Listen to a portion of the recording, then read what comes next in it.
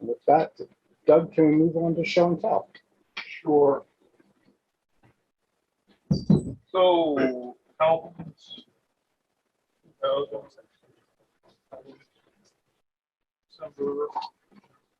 going to start out with Dr. Silverman. Yeah, I'm here. Go.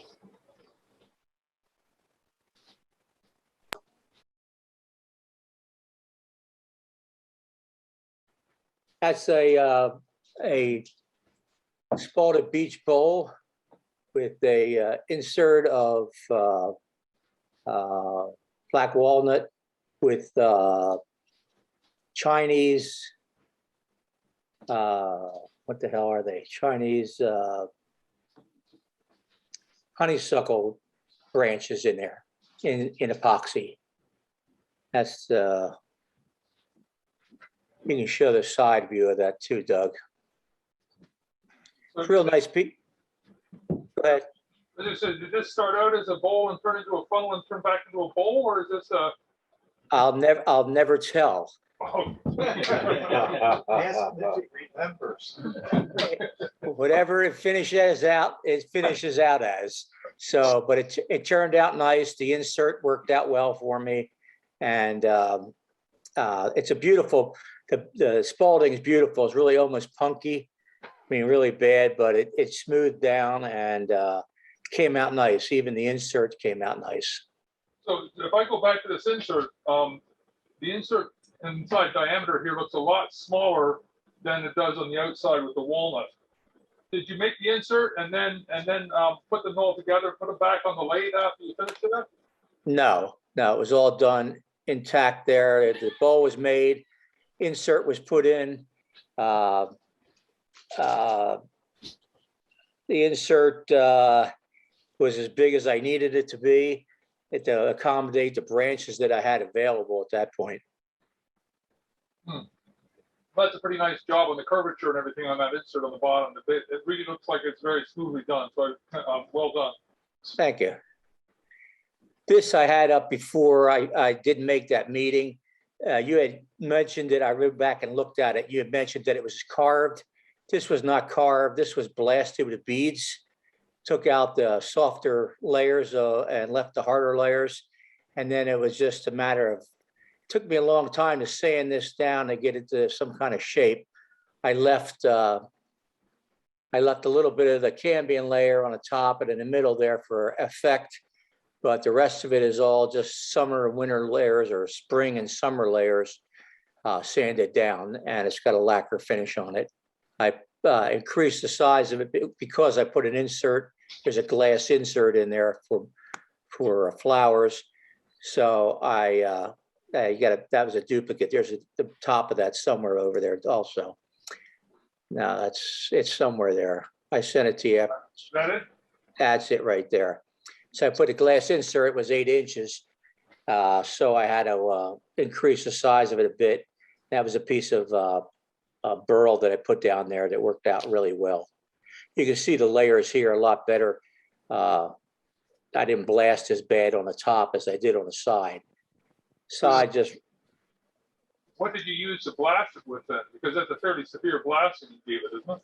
I used glass beads to Okay. blast it. And I don't know what the size of them were, but it worked really well. I was really surprised. It really took a lot of it off, and I would have done more, but my blaster's clogged at this point. So until I get that unclogged, we're not going to see any more of those. Did you mask off the shapes when you were blasting? Pardon me? Did you mask off the shapes? Can you show us? Yeah.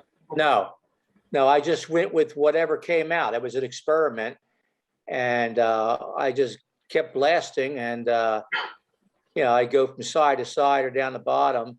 I let up a little bit on the front here to leave the cambium layer in there, but otherwise it was just really one big experiment.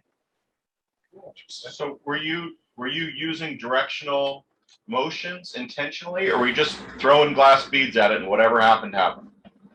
Yeah, pretty much so. I mean, there was semi-directional.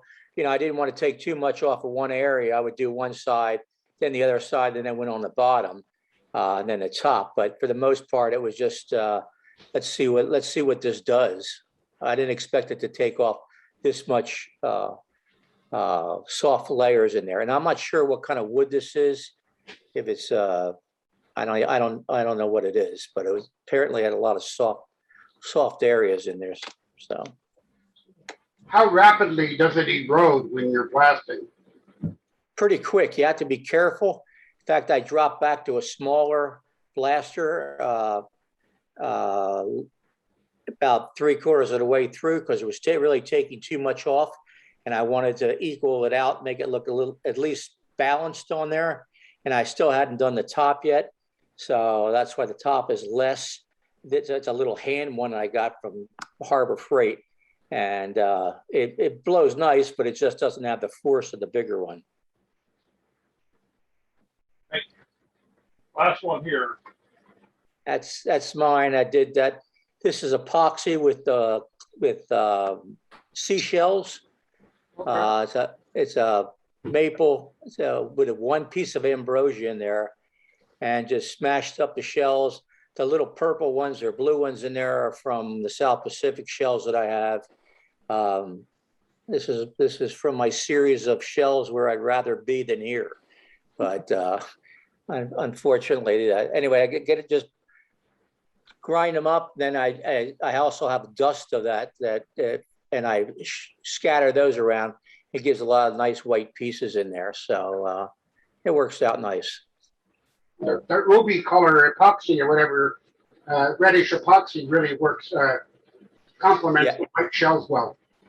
Absolutely. I've done it in 3 or 4 different colors. This first time I did it, this sort of purple, I just bought this a new series of colors, and this worked out really well. The contrast is great.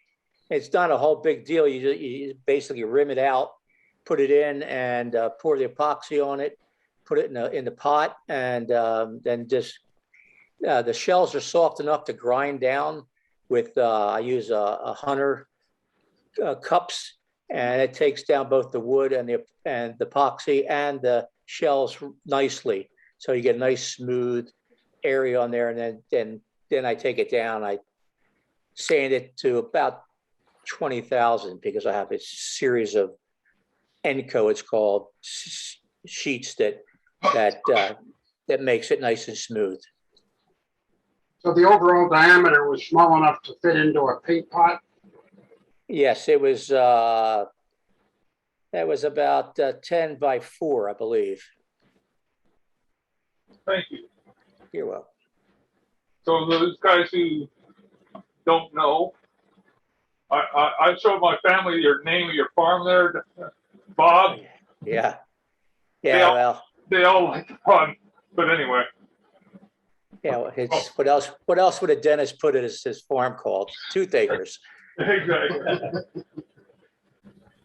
I got another couple pictures here from Henry Fisher. I'm right here. He's in the room, so come on up. Come on up. There you go. There you go. Yeah, the reason I sent the picture in is because I don't actually have these pieces anymore. 2 months ago, I had turned and brought along the first wine glass. And somebody made the comment along the lines of, now the question is, can you turn the second, can you match the second? Huh. So that's why I wanted to show the picture that apparently, yes, I can. That's sapele wood with maple inlays for the wine glasses, and then the platter that they are on is a sapele platter with the chevron inlays are maple and sapele, and there's some Sanford's mahogany mixed in there as well. So they're just inlays, or is that design going right through the bottom of the bowl, the platter? The chevrons that goes through the bottom of the platter. Okay, so it's like zigzag sort of thing. Made the chevrons, laid it on top, cut it, kind of zigzag, whatever, and then give it all back together again. Very nice. Well done. There are very minor variations in the wine glasses, of course, the biggest one being the second one is about 1/16 of an inch shorter than the first one. Just got to put the second one farther forward in the picture. Right. That's why I tried to arrange it. The second one's for your wife. Well, great stuff. Thank you very much. Excellent. I'm gonna stop sharing the screen, John. Are they one-piece goblets, or did you do the cup and lay it on a stem? They're one piece. What kind of finish did you put on? That is a combination of, put some walnut oil on it first, and then I did the Axe abrasive paste, and then the Axe polishing paste. I just saw that. Axe, ACKS. They're a company out in Pennsylvania here. Have a polishing abrasive paste. Powder sport. Yes. Yes, that's it.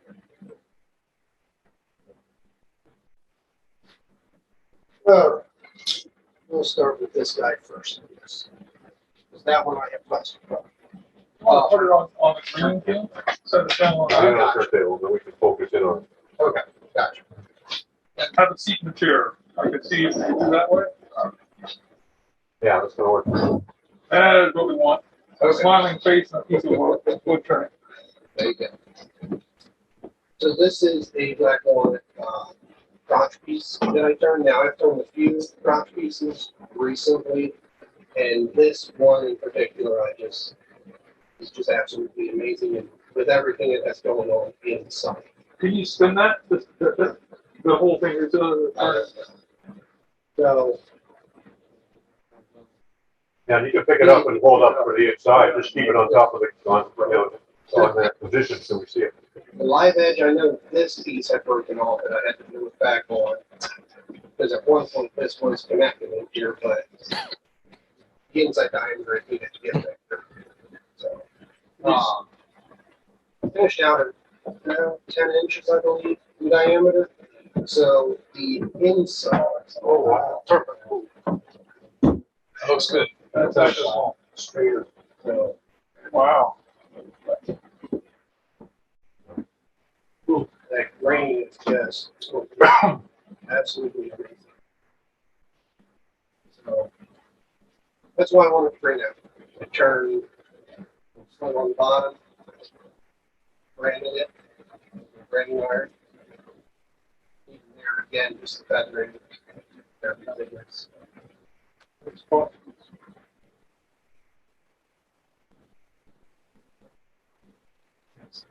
What's the finish on it? It's the same as the other pieces that that's has become my go-to. Like the water oil on it, and then the abrasive paste and the polishing.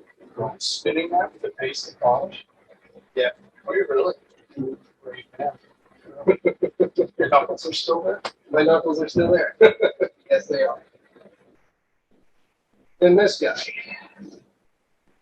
That's a piece of, it's interesting that we just looked at a resin inlay, because this is the second one I've done.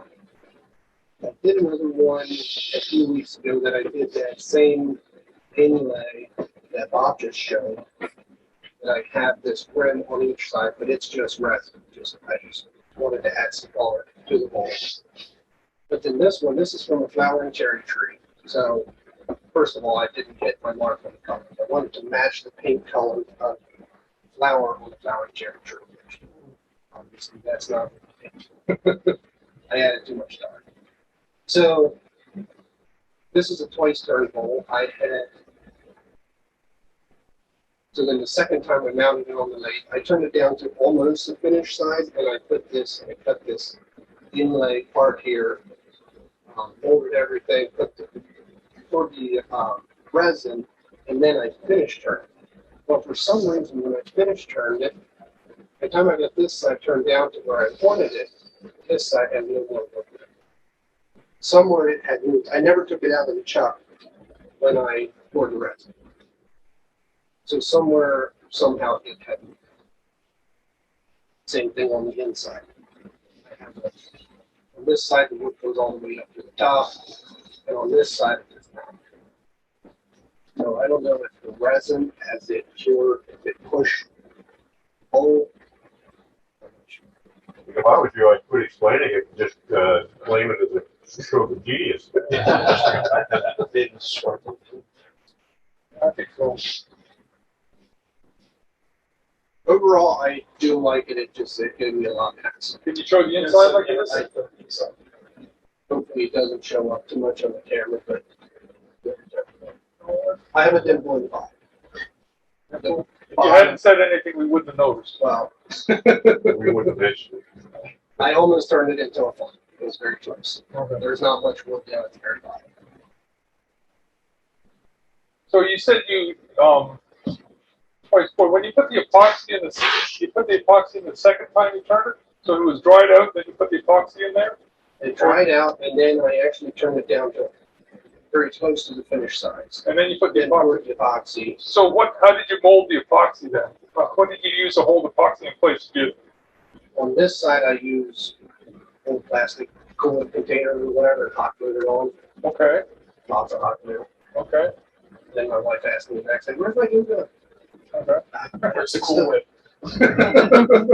You did not put that in a pressure pot though, right? You No, just- I don't have a pressure. Yeah. That part I'm really happy. There are no bubbles in this thing. And so you put a plastic on one side, then turn it on its side, and then just let the No, I left it just like this.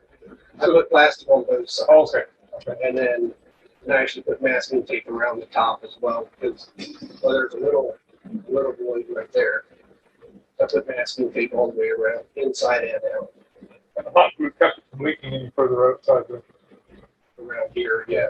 Okay. I had a couple small leaks that I had to take off. The bottom, the chin, right at the bottom. Hold on. My first, But why it moved, that's my Wood. question. It's wood. It's wood, and What can you say? Just leave it at that. It's wood. When you put it back on the lathe, did you tighten the chuck again, or did you just leave it the way it was? I did tighten it, I think.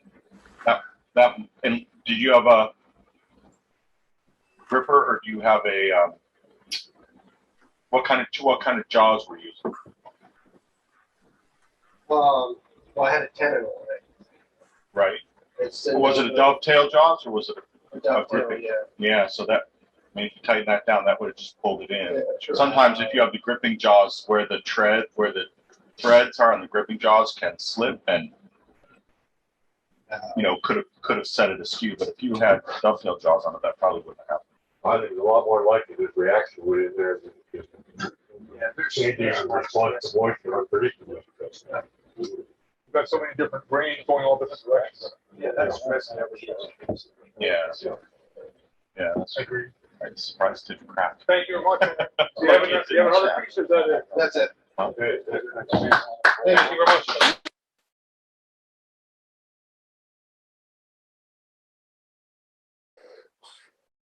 Speaking of wig stand donations, okay,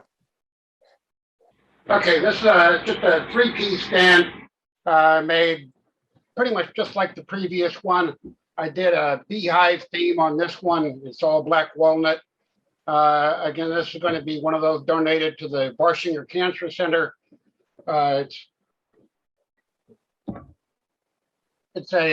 been hollowed down just to about a 1/4-inch wall, I guess, or 3/8 wall, fairly thick wall, just to put potpourri in there. And so when it's not busy supporting a wig, it's filling the air with pleasant scent. That's it. What's your finish on that, Barry? It's actually just a wiped on layer of sanding sealer and then buffed with the carnauba wax and other Beal buffing system. But it has no protective finish like varnish or shellac or anything.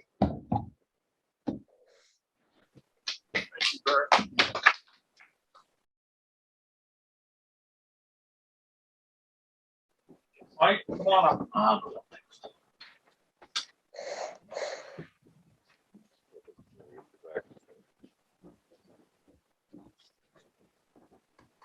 I'm Mike. This is a hollow form. I don't normally make hollow forms, but this just had such interesting grain on this piece of wood that I didn't want to turn a bowl and lose half of it. So with the hollow form, you got both top and bottom. I use trans tint dyes. It's black, green, and orange. And the orange kind of, I think the green killed the red in the orange, and it turned out yellow, which I actually like. And the neat thing, if you ever go into a store, everything you buy has a remote control. So this has a remote control. And it actually has a little tea light inside so the crystal lights up. And then it changes color. And they're really easy. If you need one, you just Google battery operated remote controlled color changing tea lights, and they're right there. Takes longer to spell than it does to order. It's a piece of curly, I guess it's curly ash. On top of the dyes, I didn't want to change the color too much, so I used rattle can lacquer and then some Renaissance wax as a protective finish on it. Like you said, you did that in 2 parts and put it back together? Or No, is it, it's hollowed all out. Just, hollowed? yeah, it had a big hole. That's why it has the collar. okay. Can you show us from top down by putting it up in the end there? This was airbrush, Mike? Boy, I might have. No, it was wiped on. It was wiped on. I've been using my airbrush a lot, but I didn't airbrush this. It's just wiped on. Thank you very much. What's the crystal? It's glass. It's, I forget. Do you remember the crystal? It wasn't mine. It was an art day with Thomas and Carol Hall. And I had this, and I was just going to turn a finial to put in the hole, and then would have been a nice hollow form, like 1,000 other hollow forms. And Thomas goes, "You ought to put a light in that." I thought, that's a great idea. And then he says, and then smoke should come out. And not every idea is a great idea, but It was a great idea. You didn't try. He's just 50% Save on that. for me for later. And then Carol says, "I got crystals." So she has, I don't know, 30 different crystals, and we found one that fits. And You gotta put a science fiction noisemaker inside it, like Twilight Zone or something, you know? something. What I would really like to do is get a motion switch so that if you jiggle it or pick it up, then the light turns on. Yeah. I think that would be neat, but I'll probably lose interest before I get that far. Tiny strobe light. Stop. I said they're not all good ideas, Tom. Disco ball instead of the crystal. If you turn it thin enough, you could put the light on the inside so we can see the outside. Yeah. There you go. Thanks. Do you want to turn your strobe light No, off? we can leave it on. Okay, I'm just moving it over here. Say the battery will last 150 hours, so that's 5 hours a day, a month, 25 minutes a day for a year. I think you just cut the bottom off and put your battery in. About that.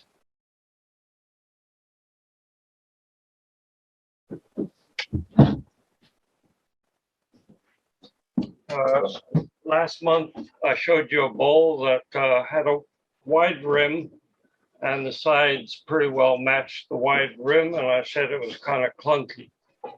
So I took a lesson from that, and I made the walls thinner on this one, so it's a lot less. So yeah, the rim was torched.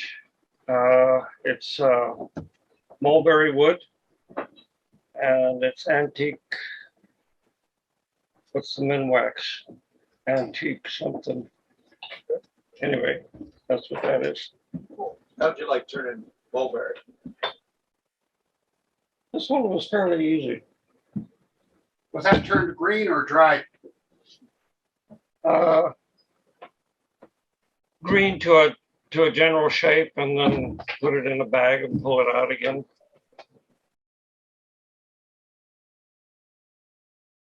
So I've decided Go ahead. I can never do one of the challenges on time, although this one I did do it on time, but I also brought last month's challenge, which was tiny stuff, or I guess it was small stuff, it was miniature stuff. Okay, I made tiny stuff, and I brought a magnifying glass so you can come and look at the tiny stuff. But there is a ornament here that's smaller than a dime in height, and you might not be able to zoom in on it. But here but it's got a lot of detail on it. So if you're in the room, you want to come up and use a magnifying glass, you can see the level of detail. So I did make good on the challenge. I'm just a month late, so I guess I don't win the prize. But I don't recall there being a prize, so I guess I'm okay. Yeah, you see, we don't know that you didn't go away from last month's challenge and say I can do better now. So you see. I was so inspired. Oh, I see. By the tiny things. Okay. Can you turn that 90 degrees so we can see it from the side edge up there? Yeah, sure. I mean, it'll probably roll off, but I can turn it. No, it's good. Yeah, so what I learned from this is that tiny stuff takes exactly the same amount of time as the regular sized thing that you were going to make. So this ornament, I mean, it usually takes me about 3 hours to make a really good ornament because I don't do production stuff. So I do each piece and I fit them, and I'm pretty particular about it. This one took me about 3 hours, and that includes the 2 fails. So there were 2 fails. And this one is the one that turned out. It's hollow. It is hollowed, yeah. Did you talk to the people who do doll houses? I did not. Someone at Keystone was doing what I do. They were making all kinds of little trees, but this person takes his trees and then carves them so that the limbs actually look like Christmas trees instead of like an abstract Christmas tree shape. And it's about this high, but the prospect of making 40 of those to decorate his tree just got, I only have such a life. All I can say is that I heard from somebody that the value of that size is actually higher than the value of the full size ones for trees. Oh yeah, there's no way anybody could get that from me for 35 or 40 bucks. No way. Yeah, it just took too much. You can only turn between breaths, right? It's so small that if you breathe while you're turning, your breath motion shifts the gouge, and then it's broken. So you have to like when you're shooting a gun, I guess you breathe in and then you breathe out for a couple seconds, but you have still your breath and then you hold it. That's what this was. I would take in a breath, I would breathe halfway out, and then I would do what I was going to do, and then I would back away, take another breath. So it took a while. How big was your gouge? That was a 1/4-inch spindle gouge, and I make my own vortex tool, so a little pointed vortex tool. Have you tried dental tools? I haven't tried any dental tools. I have some because I do my dog's teeth with them. But the thing about them is I don't know that I could get a burr on because they're so small. Like getting a burr on it, they already have burrs on them, and then remembering which tool has which direction of burr, I just couldn't. So I just did it with a gouge. And then I did bring stuff for this month's challenge, so I'm a month ahead. I'm a month ahead of my schedule, but I'm not going to talk about that because we're doing challenge stuff later. Okay. And then I made two. Yeah, so I made 2 teardrop boxes. I was feeling very productive this month. This one is smoke wood, and it's hard to get its lid off, but it's hollowed out. And What is smoke wood? This. Yeah, it's this. Smoke wood is this. This is smoke wood. Smoke wood is this. I mean, what kind of answer do I give to that? It's a wood that we have here, and mostly in the South. it's a southern. Yeah, it's a southern one. Kind of what I'm saying. Oh, where is it from? Okay, yeah. But it's got really cool color, and it has I just thought it had a really neat grain pattern that revealed itself once I turned it into this teardrop shape. You could tell when it's I don't know, 2.5 weeks old, but it had a really bright orange line in addition to these yellow lines, in addition to brown lines. So it had this really cool color, and I thought, oh, that'd be neat. And then as I started shaping it, and Mike was there, he saw it. It sort of, the grain looks swirly, though it's not swirly. It's pretty straight grained, with just the nature of the thing. And then, so that was my first attempt. Thomas? Yeah. Not to be too obvious, but the smoke wood come from the smoke tree? Yeah. But doesn't it get much bigger than that, does it? I mean, it's a... Yeah, I mean, the diameter of this was, I got this from Dave Souza. Some of you may know Dave. I don't know what the original size was. He gave me a piece that he had up in the rafters for a while, and it was 3 inches in diameter. Yeah, I didn't take off much. I didn't take off much of the outside diameter. So that's that one. And that was my first attempt at a teardrop box, and I think it turned out okay. Can I just add one thing here? Yeah, sure. This is the first time I've ever seen or heard Mike Junker be at loss for words. How to respond. First time I've seen him blush. Well, I'm not sure what's the appropriate answer to I'm not what is familiar smoke with a wood. Smoke tree. Yeah, I okay, want the yeah. Latin name for it. Oh, I don't know. I don't- You have time to think about it. Keep on going. It took me 3 hours to make an ornament. You think I have time to look up the Latin name of its species and genus? You're the one making boxes with needle tops on. Yeah. Giving to your kids to shut. So here's another teardrop box, and it's just walnut. If you look closely, you'll see what I did that screwed this one up. It's still, it's still passable, but this grain match is, I think, pretty perfect. If you look closely at this one, you'll see where the grain doesn't completely match, and I can tell you why that happens if you care. If you're ever going to make a box where you want the grain to match. Tell us why you care. Can you take the top off? Did I cut the back off? No, can you take the top off? Oh yeah, sure. I can. Okay. Did you think I just cut a teardrop and I didn't? It's not really a box. That would have been funny. I did this box, but the lid doesn't come off. Yeah. So what happens is the nice thing about these teardrop boxes is that unlike a regular box, some people when they make a regular box and make the lid, they leave the parting line so that you can't tell whether the grain matches or doesn't match. The nice thing about these is you can cut that part line, let's say 1/4 of an inch or a little less than 1/4 of an inch. So you have plenty of room for the rim on the lid, and to make sure that you don't go too wide here. And then because you're cutting down to the teardrop shape, if you go too far, the grain, if you go too wide, right, the grain won't match on a regular box. You go too wide on this, you're cutting it into a teardrop. So the grain ends up coming back to itself. So it matches up nicely. This one, I cut it, and then I hollowed the inside of this. And by the time I hollowed the inside of this, I hit the inside of the rim. So it got too big. So I had to come back. This was too small. So I had to come back. If you imagine this was longer, this was out to about here. Let's see, there. You can see some white. So I had to cut back into the lid to get a wider rim so that it would sit in the box. And as I did that, the grain was obviously moving this way. So when you put them together now, it's still pretty close, but if you look carefully, you can sort of see that the grain doesn't perfectly match. So you can compare the two. That's it. Yeah, absolutely. I'm sort of new to turning bowls, so learning how to use a bowl gouge and a scraper. But this was a piece of crab apple that I cut the tree down for my neighbor a year ago and sealed it and turned it into a bowl. You say you started turning bowls. Does this mean this is one of the first that you've done? First probably 5 or 10. So you Very started nice. small. Well, you know. Back when I was younger, I turned pottery on a wheel.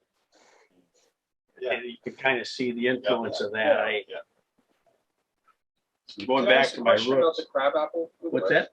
The crab apple. How big of a trunk was that? It was an old tree. I mean, I didn't realize crab apples got. Yeah, the tree was about that big around. It didn't get very tall, but it went up about 6 feet and then a lot of branches. You can see all the different It's a nice piece of wood. branches that took off from the. Oh, there you go. And where they split, I put some CA glue, kind of smooth in the cracks where the knots were, where the branches were. Is that an end grain turning? Out across the branches, it's not. Does the grain run vertically in the ball? Where's I don't it's a know. little bit of a mix. Where's the pith of the tree? So the way you're I holding didn't it, see that's any the way of the tree grew. It was. Yeah, I was going to say that's, yeah, it is an end. Yes, the answer is yes. I was wondering the same thing. I'm just going to take it over your way. Okay. This was another one, and I'm not sure even what kind of wood this is. Barry, you and I cut it off that wood pile when we did those mulberry burls. I still don't know. It's a piece of barry wood. Yeah. We had smoke wood and barry wood. It comes from trees. So if anybody can identify it, it's a challenge. Good color. Show the grain on the side. Just set it straight down on that there. And then rotate it. That way? Yes. Would that be what you're looking for? Yeah, just trying to figure out what the grain and the figure looked like, see if we can figure out what it was. It'll be over there after the thing. And this we determined is mulberry. Looks different than this. Like that. Yeah, it'll darken up. This was a burl off of a, Nice. Very nice. and this tree had, how many of those burls on it, Terry? 20, 30? I don't know how many there were. I think I took 2. Yeah. I've got a whole basement full of them.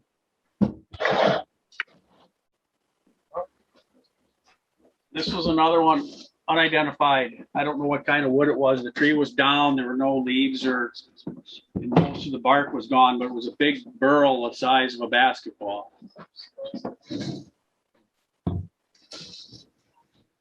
Anybody can identify this wood too, I'd be grateful because I got a whole bunch more of it.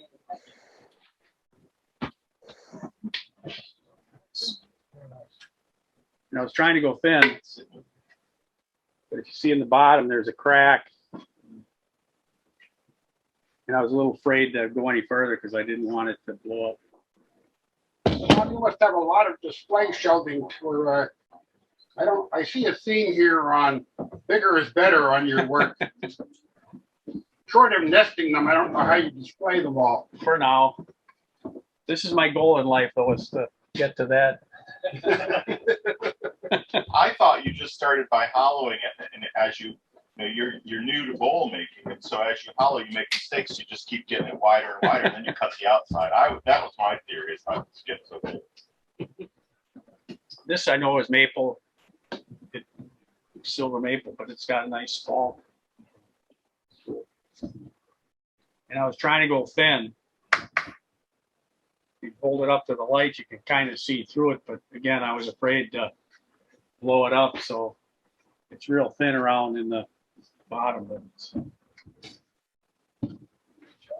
it. And for those of you who don't know Bob, our first introduction to at the club was when his wife called up the club and asked if somebody could help get a Powermatic into his basement as a birthday present. So just to have your wife talking to other wives here as far as birthday presents and Christmas presents, you know, if you want a new lathe, just Ask Bob's wife for one. Yeah. No, Yeah, exactly right. you know, what you have to do is I turned for a long time on a shopsmith, no speed control, just, and it was quite an upgrade to go to a Powermatic. This isn't really a wood turning, but it's inlay. I do inlay too. Trying to figure out a way to incorporate it into the wood turning, but I kind of do both. And this you can do on a card table in your living room while you're watching golf, so you don't need to hole up in the basement or your shop. And since Bob told me that he did this all by hand, so every inlay is somebody was told he was listening to golf and not watching golf.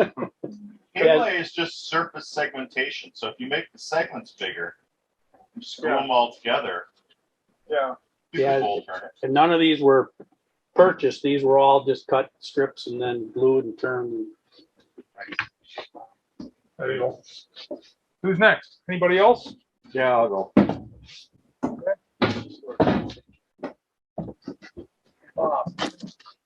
What kind of time did that take? How long did they take for the platter? Never keep track. Less than 40 hours. You started it when you were 16. Less than 40 hours.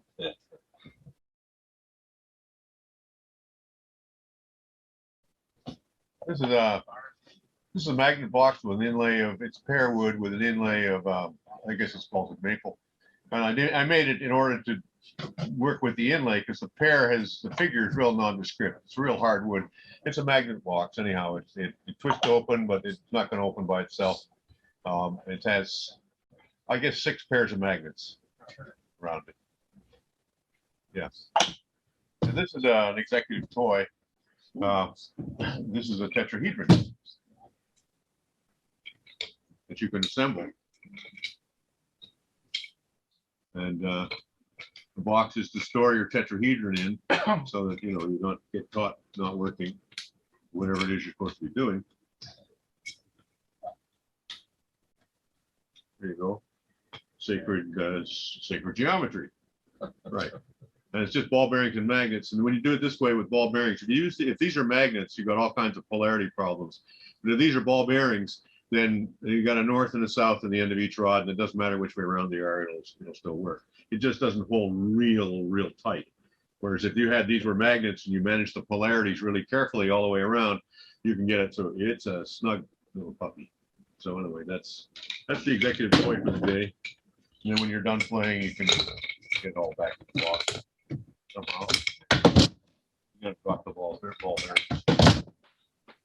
Not all of it goes back to the box. Well, it ought So to. your next one's gonna be a 12-pointed star. Anybody else? I got one. Thanks, Bud. You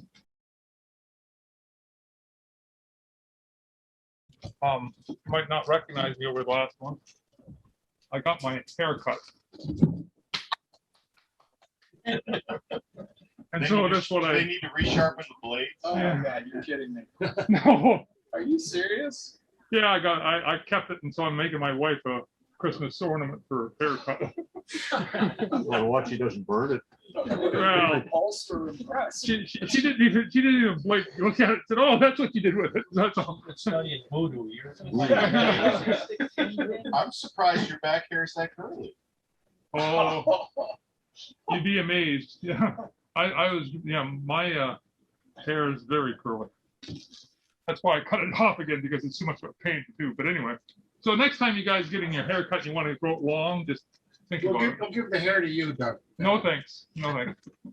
Once is enough. I'm on my way there, Doug. Yeah, right. There you go, Mike. You look like, but you need to get a brush cut. It might look like a John cut. They'll call it a Kelly cut. Kelsey cut. We'll work on that. Is there any show and tell from the audience? Anybody in the audience? Let me go to the other view now. That people would like to show up? Yeah. Raise your hand. Do whatever. Wake up, Axel. It's time to wake up. You know. Yeah. Yeah, you're muted. Nobody's gonna hold any work up beside the rear? Nobody? Road singer, you don't have anything tonight? Tom? Alan? Okay. Okay. We wanted the challenge. Yeah. Challenge. Take it away.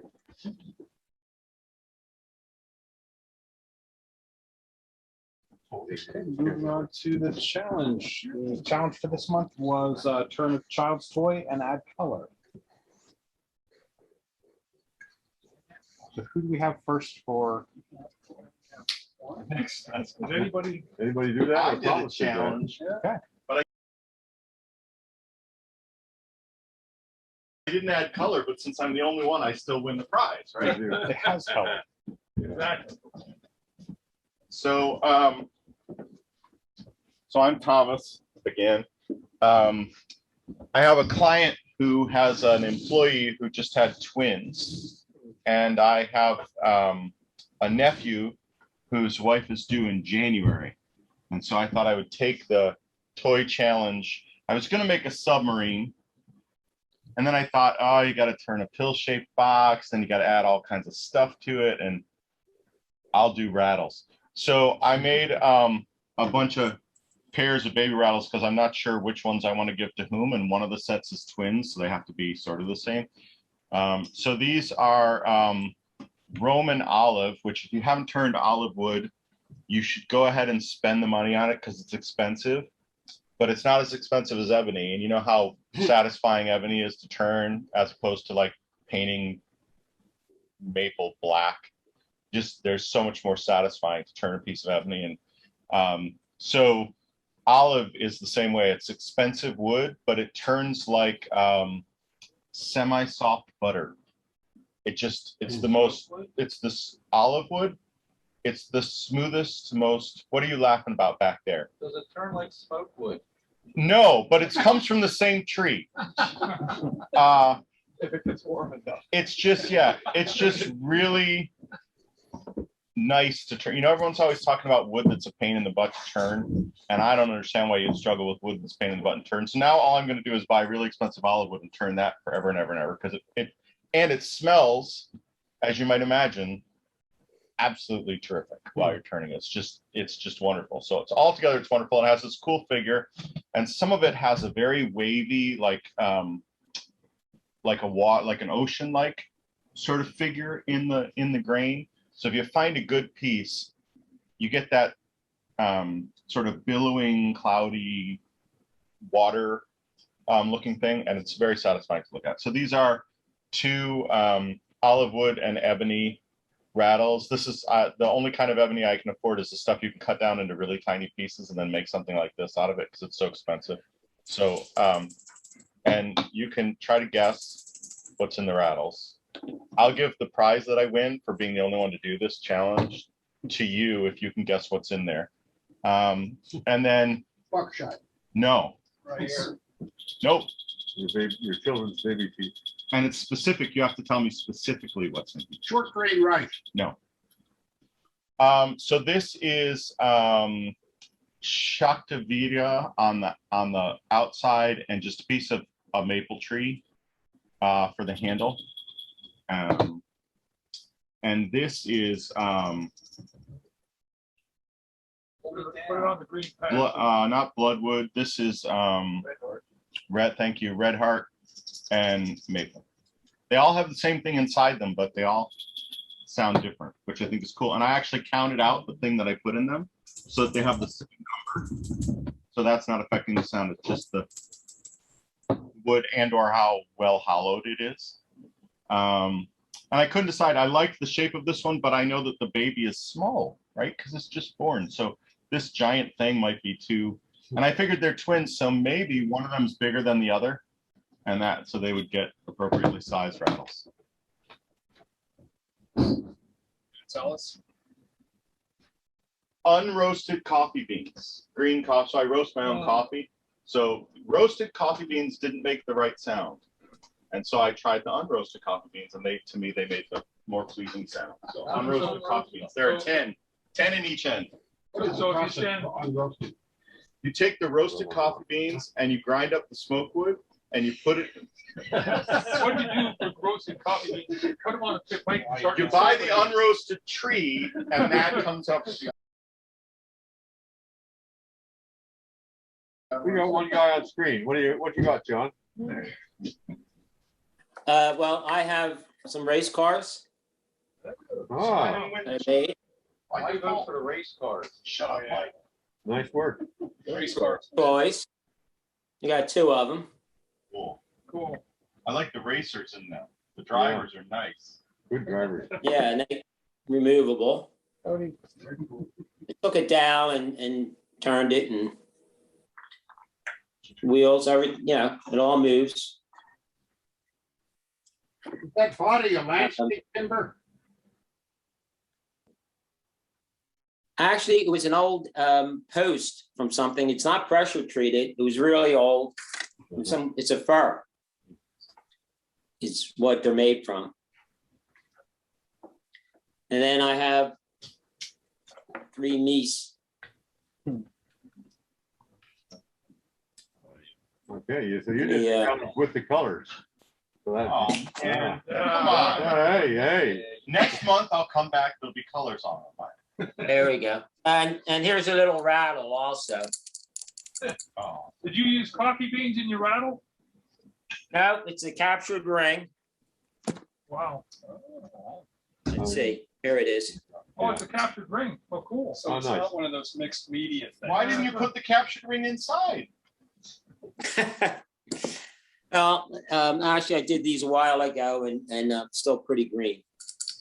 So this is my first captured ring that I've done. That's it. Okay. Very cool. Nice. Thank you so much. We've got a couple more coming. Another one coming on here.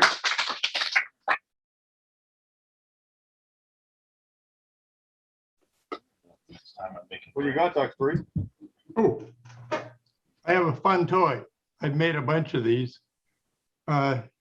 It's a tube with a yellow string goes through this end. But the blue string runs the yellow string too. And the kids have fun with this, and it's a simple thing to make. My wife gets mad when I show this. This is the more advanced model. If you pull any of these,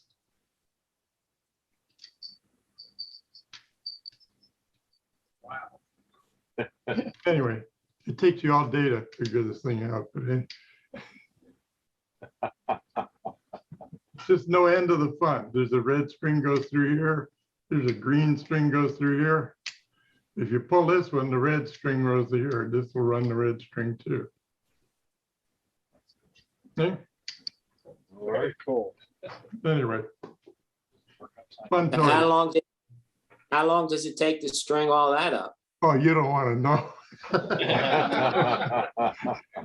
And you're not going to tell us how it works. I can tell you on this Oh, one. you gotta figure it out for yourself, come on. Yeah. Oh, he is gonna tell us. I'll get it back. You want me to tell you? Go for it. This yellow string that runs, or say this blue string here, runs up and down. This yellow string here actually goes around that string and comes back here. So when you pull on this, it goes up and down like that. Perfect. On this one, I make this in 3 pieces and I leave the side off of it so you can string this whole damn thing without, oh God, it's a nightmare. But anyway, this string here is actually going all the way through here and around that one. So when you pull this string here, it pulls that one, okay? And this string here would pull this one here. It should. Oh, I got the wrong one here. I have to figure out how to do this. Anyway, this string here ran all the way around here. So when you pull this one, but this string here also runs all the way around here. So when you pull it to here, this one's an afternoon, okay? This is not fun. That's great. Thank you, Jim. Yeah. Anybody else? Okay. Going back to your podium. Okay. Wires. Doug, were there any, before we go on, next month, as a reminder, is the inside out training. It's a technique challenge. Doug, were there any tips and tricks for this month? Not that I received. Okay. Then we're going to take a quick 5-minute break and then come back with Keith Lauterbach's demonstration on ornaments.